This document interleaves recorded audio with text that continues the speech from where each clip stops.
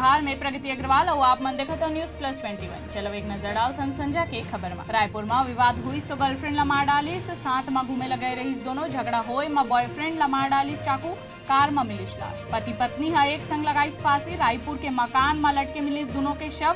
एक माह पहले किराए में रहबर आए रहे। रायपुर पहुंचिस केंद्रीय खाद्य प्रसंस्करण मंत्री प्रहलाद पटेल। बोलिस छत्तीसगढ़ के फूड पार्क ला काबर अधूरा देखूं, केंद्र के सहयोग ले राज्य सरकार करत है निर्माण। रायपुर में उमड़ीस बेरोजगार के भीड़, 5 पद बर 500 ले ज्यादा पहुंची। आत्मानंद स्कूल में काउंसिलर पद के भर्ती बर होते इंटरव्यू। हमार सबो 10 विधायक निर्दलीय कार्तिकेय करही समर्थन।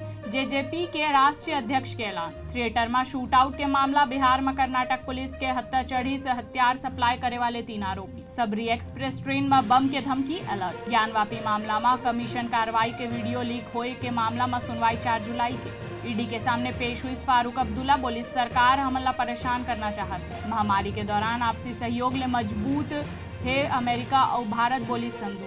ऐसे ही तमाम जानकारी बर देखत रहो News+21 आप मन के हक के बाद।